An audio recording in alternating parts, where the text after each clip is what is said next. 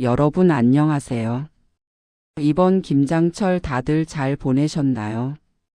오늘 어느 시어머니의 이야기를 들려드리려고 합니다. 듣다 보면 혹시 공감되시는 분도 계실 거예요. 김종영 어르신은 김장철이 다가오자 벌써 한 달 전부터 준비를 시작했습니다. 배추를 어디서 사야 좋을까, 젓갈은 어디게 신선할까 이것저것 다 알아보고 주문하고. 이게 다 시어머니 혼자 먹으려고 하는 게 아니었습니다. 두 아들 네 식구들 다 먹으라고 하는 건데 정성을 안 들일 수가 없었죠. 그래서 김종영 어르신은 아들들한테 미리미리 말을 해뒀습니다. 김장하는 날 다들 오라고. 손주들도 데리고 와서 함께 김장하면서 얘기도 하고 밥도 먹고 그러자고. 평소에 바빠서 자주 못 보는데 이럴 때라도 모여야 가족 같지 않겠습니까? 아들들도 알겠다고 했고 며느리들도 당연히 참석하겠다고 했어요. 그렇게 날짜 잡아놓고 한 이틀 전부터는 혼자 배추 절이고 재료 다듬고 양념 만들고. 아휴, 허리는 끊어질 것 같고 손목은 시큰거리고. 그래도 어르신은 내가 미리 많이 해놔야 애들이 덜 힘들지 않은 생각에 부지런히 몸을 움직였습니다. 근데 시어머니는 몸은 힘든데 마음은 힘든 줄 몰랐습니다.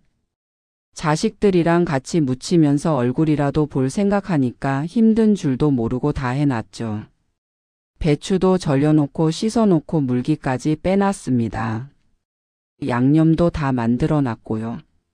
아들들은 그냥 와서 배추에 양념 묻히기만 하면 되게 해놨단 말입니다.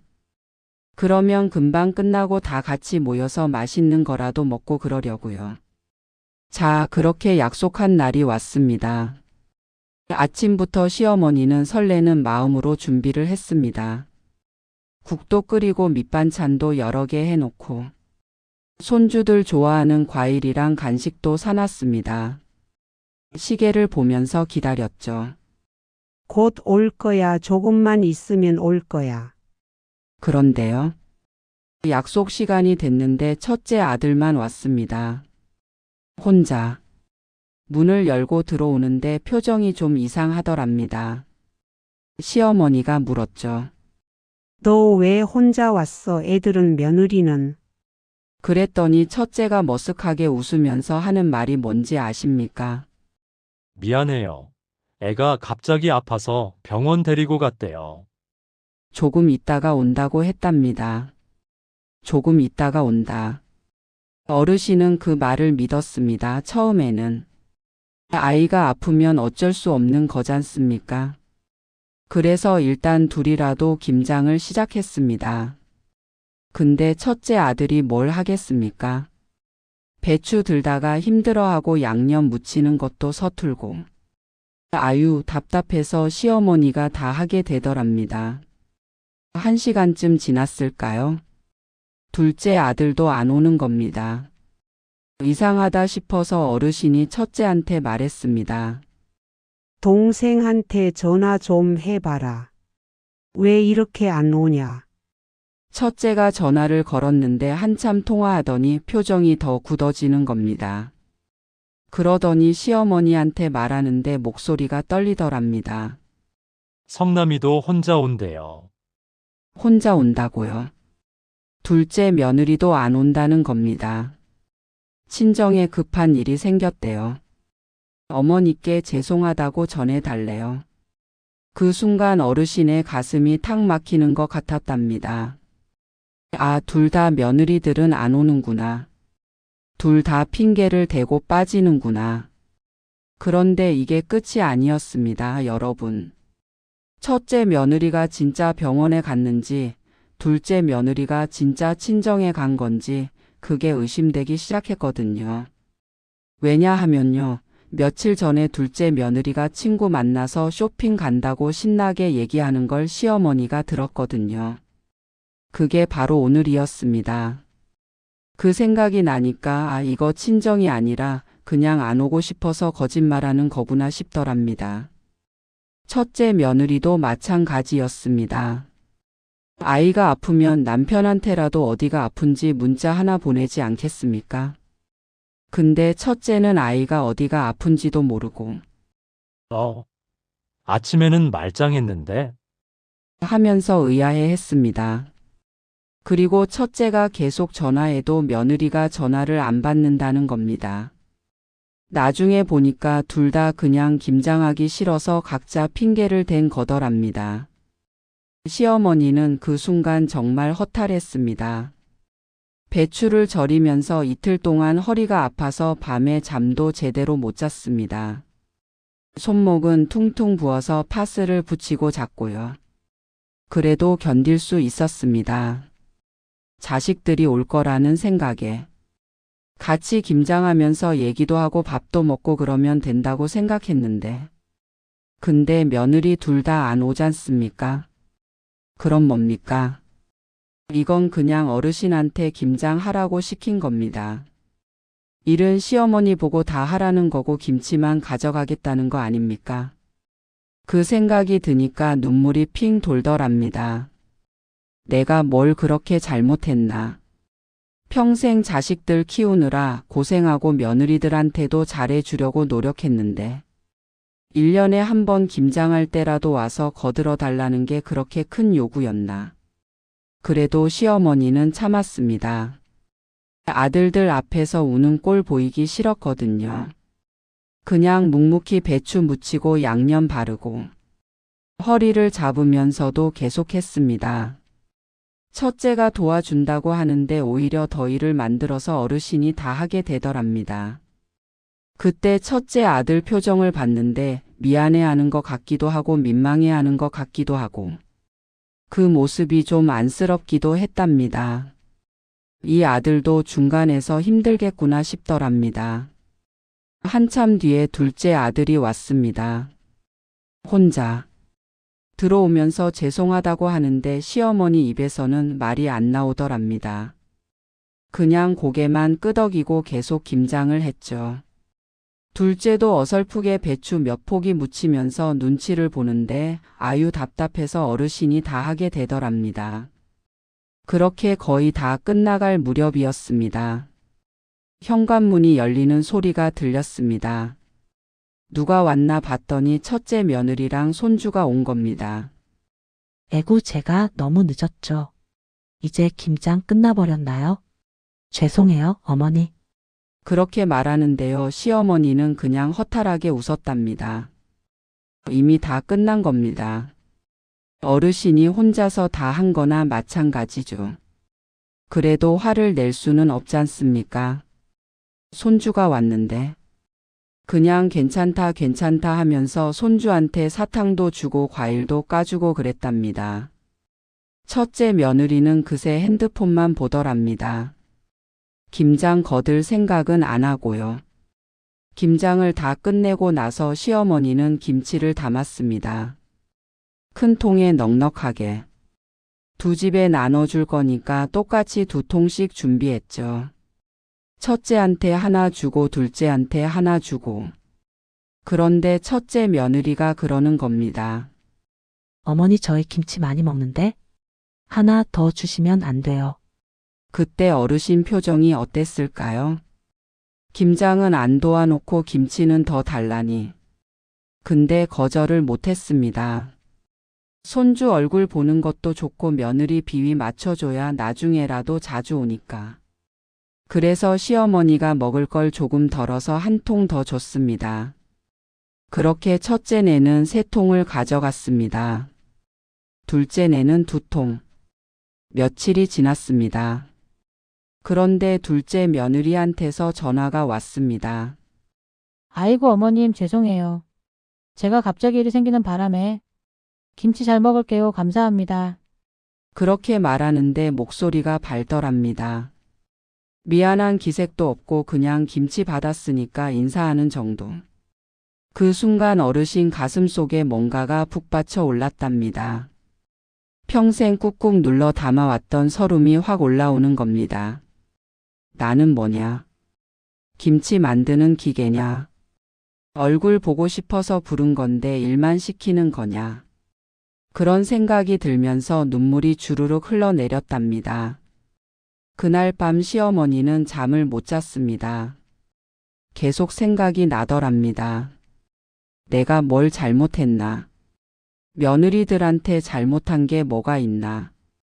아들들 결혼할 때도 이것저것 다 해주고 손주들 태어났을 때도 몇 달씩 가서 도와주고 명절 때도 부담 주기 싫어서 간소하게 하자고 하고 그런데 1년에 한 번 김장할 때 와달라는 게 그렇게 힘든 일이었나? 그런데 여러분, 이 이야기는 여기서 끝이 아닙니다. 며칠 뒤에 진짜 놀라운 일이 벌어졌거든요. 둘째 며느리한테서 전화가 왔습니다. 근데 이번엔 목소리가 완전히 달랐습니다. 화가 잔뜩 난 목소리로 어머님, 김치 2통 주신 거 맞으시죠? 그러는 겁니다. 그렇다. 했죠. 그랬더니 하는 말이 형님네는 3통 받아갔다면서요. 왜 저희만 2통이에요? 그때 시어머니가 상황을 설명했습니다. 첫째네가 더 달라고 해서 하나 더 줬다고. 그랬더니 둘째 며느리가 어이없다는 듯이 웃더랍니다. 형님은 김장 끝나고 오셨으면서 김치는 더 가져가시네요. 그러면서 첫째 며느리한테 전화를 건 모양입니다. 그날 저녁에 첫째한테서 전화가 왔습니다. 목소리가 난처하더랍니다. 엄마 동생네랑 좀 문제가 생겼어요. 김치 때문에. 무슨 일이냐고 했더니 며느리들끼리 싸웠대요. 통화하다가 서로 거짓말한 게 들통났다는 겁니다. 첫째 며느리는 둘째 며느리한테 그랬답니다. 동서는 오지도 않았으면서 김치 수량 가지고 뭐라고 하냐고. 그랬더니 둘째 며느리가 받아쳤답니다. 형님도 다 끝나고 가셨다면서요. 그것도 병원 핑계 대고. 애 멀쩡한 거 다 아는데. 그렇게 싸우다가 둘 다 거짓말한 게 다 드러난 겁니다. 첫째 며느리도 애가 아픈 게 아니었습니다. 그날 친구 만나서 점심 먹고 쇼핑하다가 늦게 온 거였습니다.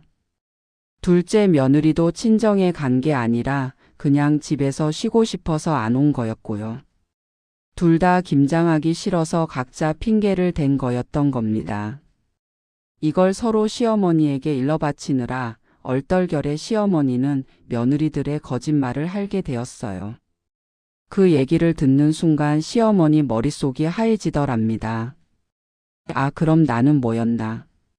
이틀 동안 혼자 배추 절이고 양념 만들고 준비하고. 그게 다 뭐였나?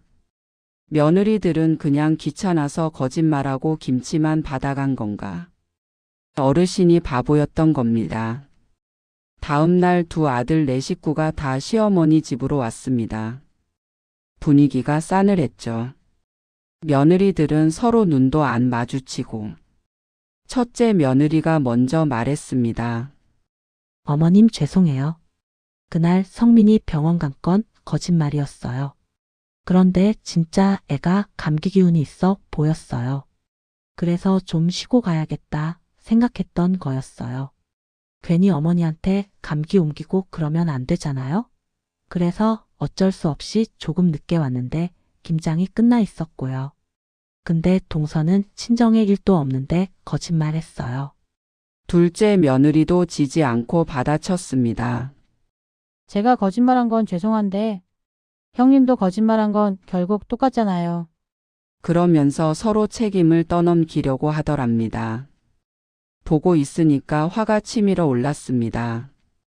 근데 시어머니 입에서 말이 안 나오더랍니다. 뭐라고 해야 할지.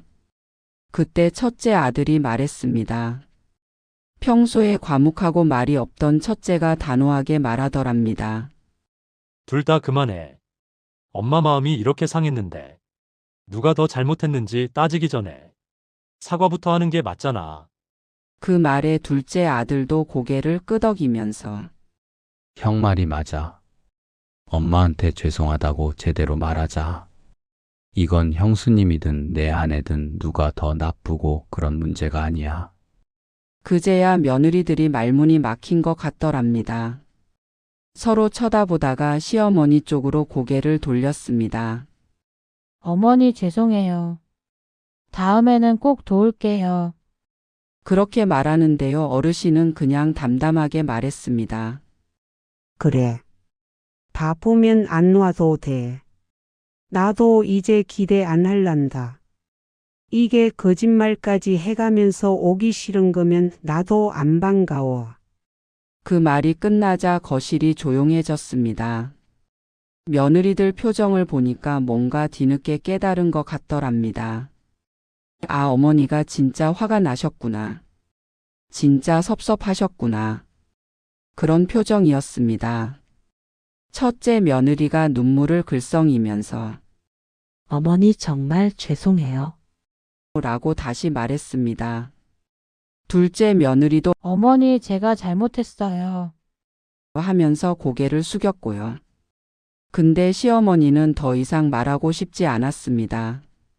뭐라고 해봤자 소용없을 것 같았거든요. 그냥 마음을 비우기로 했습니다. 기대하지 않으면 실망도 없으니까. 앞으로는 그냥 어르신이 필요한 만큼만 김장하고 아들들한테 줄 생각 안 하기로 했습니다. 며칠 뒤에 첫째 며느리가 또 전화를 했습니다.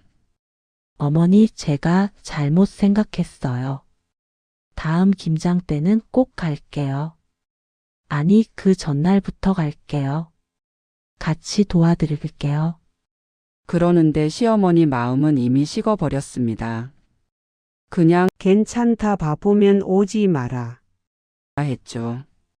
둘째 며느리도 문자를 보냈습니다. 어머님, 정말 죄송합니다. 제가 너무 이기적이었어요. 다음에는 진짜 도와드릴게요. 근데 그 말이 진심인지 아닌지 어르신은 이제 모르겠더랍니다. 믿고 싶은데 또 실망할까봐 무섭고. 그렇게 이번 김장은 끝이 났습니다.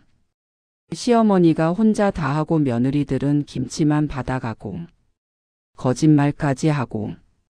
그게 이 어르신의 올해 김장 이야기입니다. 듣고 계시는 여러분은 어떠십니까? 시어머니가 너무 예민하게 받아들인 걸까요? 아니면 며느리들이 정말 잘못한 걸까요? 사실 그 나이 먹고 뭘 바라겠습니까? 그냥 얼굴 한번 보고 같이 밥 먹고 그거면 됐는데. 김장은 핑계였습니다. 가족이 모이는 기회였던 거죠. 근데 그것도 이제는 어려운가 봅니다. 세상이 변했나 봅니다. 앞으로 기대를 낮춰야 할 것 같습니다. 아들들이 잘 살고 있으면 됐지 뭐. 자주 볼 생각 안 하고 그냥 가끔 전화 통화나 하면서 지내면 되는 거죠. 그게 요즘 시대에 맞는 가족 관계인가 봅니다. 여러분도 비슷한 경험 있으신가요? 가족을 위해서 뭔가 준비했는데 허탈했던 적 있으신가요? 혹시 계시면 댓글로 이야기 나눠주세요. 이런 일은 이 어르신만 겪는 게 아닐 겁니다. 우리 서로 위로하면서 살아가면 좋겠습니다. 가족이란 게 원래 이렇게 어려운 거니까요. 그래도 우리 힘내고 살아요. 여러분 모두 건강하시고 행복하세요.